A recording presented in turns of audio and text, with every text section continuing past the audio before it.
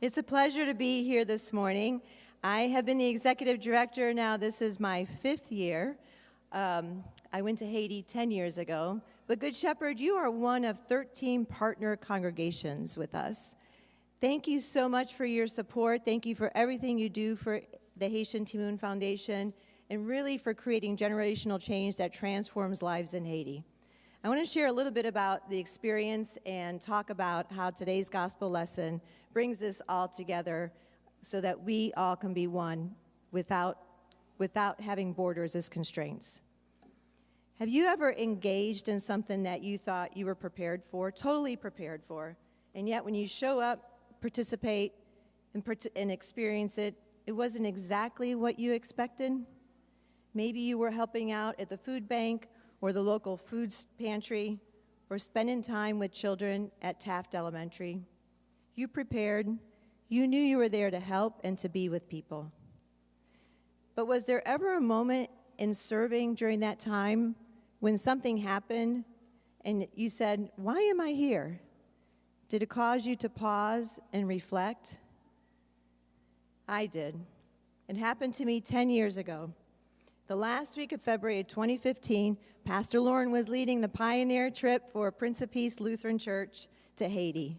We wanted to see what the Haitian Timoun Foundation was all about. A group of 12 left the cold tundra of Ohio and traveled to tropical Haiti, a 90-minute flight from Miami, Florida, to witness the life-giving work of Haitian Timoun Foundation and the partners. I'll never forget that first trip to Haiti, spending time with the children at our partner schools, experiencing some of the most holiest worship services with Wings of Hope. It's a home for differently abled, spending time with them and spending time with the college students, some of the most brightest and most promising students in Haiti at the Haitian Education Leadership Program. You see, in Haiti, less than 1% of high school graduates even have the opportunity to attend college. So to be sitting there with 12 of them who had received 100% scholarship was just a blessing. Then we went to the Central Plateau. The Central Plateau is the center part of Haiti to visit the Chemin La Vie Mio program and the women in it. The entire trip to Haiti was 1 week, and this was about on day 5. So I'd already spent a lot of time with the children and had done worship at Wings of Hope. So my heart was just filled with love for the people of Haiti. But then 10 years ago, I was found standing in the yard of a woman's home, or what she considered her home. The structure she called her home was a simple structure of sticks and large leaves for the roof and a dirt floor. Often such homes also had clothes draped over the top of them to keep the rain out as much as possible. But there's no door, no furniture, no latrine, no privacy. She stood there with a naked baby on her head and a toddler standing next to her. Her eyes were downcast. She wouldn't look up, not at the caseworker, not at the group of us, not at anyone. At first, I thought she might be shy, but the more I watched and listened, the more I realized it wasn't shyness, it was shame. She kept her eyes on the dirt because that's how the world treated her, like dirt. She was unseen, unheard, and unvalued. She was so poor that she was not counted in her community census, totally forgotten, totally unheard. She had just begun that 18-month Chemin La Vie Mio program, CLM, which means Pathway to Better Life. She was living in ultra-poverty, probably for multi-generations her family had been, no income, no assets, no access to health care or clean water, and living in constant food scarcity. Her toddler was showing signs of malnourishment as his hair had tints of orange. She was ashamed of her situation, and when the caseworker spoke and she responded, her voice was barely audible. I remember my heart broke for her. I wanted to reach out and tell her she mattered. After visiting her, the group of us hopped back in the vehicle and we traveled just a short distance down the dirt road and visited other families who were a little further along in the program. These families had been given their materials to build a one-room home and a secure latrine. Children were running around with clothes on, They had chickens and goats, because those are provided through the CLM program as well. They stood tall. They had broad smiles, and they were dressed in their Sunday best. They were further down the path to a better life. They were filled with gratitude. They had space to dream. They weren't hungry. My heart was filled with pride for these women that I just stood there and just met. As the 12 of us from our congregation traveled down the mountain to return to Port-au-Prince in our small bus, I stared out the window viewing the beauty of Haiti, but I could not stop thinking of that first woman I visited. And then something hit me. This is where when you're serving or you're experiencing something and you start to ask, God, why am I here? That first woman reminded me of my mom. The same strength,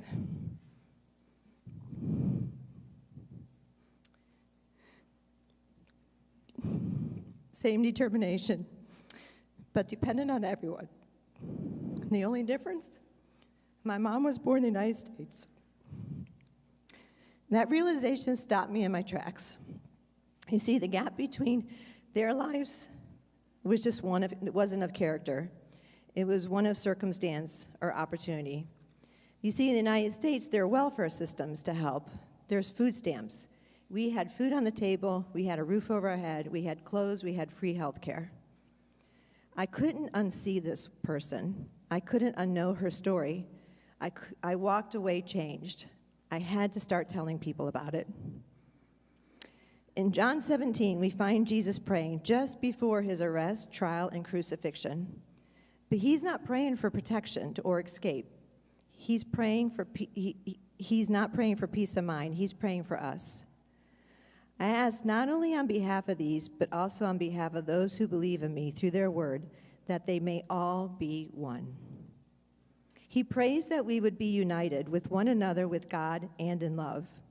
He says, I in them and you in me, that they may become completely one, so that the world may know that you have sent me and have loved them even as you have loved me. This is Jesus' final desire, not power, but oneness. A deep, loving unity that transcends geography, race, language, or economic status. How do we become one? By love. By love that sees, by love that lives, by love that walks alongside. The woman I met that day was used to being invisible. She had lived a lifetime in extreme poverty, depending on others without anyone seeing her full dignity. But the support of HTF and through that 18-month CLM program, she began to be seen. She had a voice.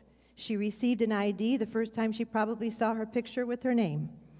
Caseworker came to visit her every single week, not to drop off aid and leave, but to walk with her, to listen, to teach, to earn her trust, to show that he believed in her. She received a water filter for clean water. She received goats and chickens that she could reproduce with their neighbors to help provide for her family and take to market and sell. She listened. She learned to take care of a weekly budget. She got some business experience with her. And later, the opportunity, once she started making money and providing for her family, to join a village savings and loan program, which is like a savings account, where she would put pennies in it each week, only to find 4 or 5 months later that she was able to take a loan out to expand her commerce. But even more than that, she received her name. She received hope, and she got her dignity back. That's what this program's about. Slowly, she stopped looking down. She began to look people in the eye. She began to speak with pride, and she stood tall. And I have been at a graduation ceremony where these women are clamoring to take this microphone to the stage and tell the story, their story of transformation that happens. And the world that once forgot her, began to see her too. Church, this is what resurrection looks like. Not just life after death, but life after shame. Life after abandonment, life after invisibility. It's Jesus' prayer coming to life, that we may all be one, in dignity, in hope, in love. HTF has been committed to this type of resurrection for nearly 25 years. We walk alongside our partners to create generational change that transforms lives.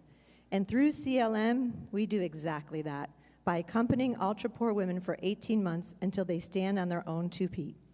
Not with pity, but with partnership. Not with a handout, but with hope. This is how the world will know the love of Christ, not just through words, but through action. And friends, you have the chance to be part of that prayer. Jesus prayed that they may all be one. Today, that prayer is still being answered through every mother who stands tall, through every child who eats, through every gift that restores dignity. I'd like for you to see a short video on the CLM program now so that you can see some of the impact.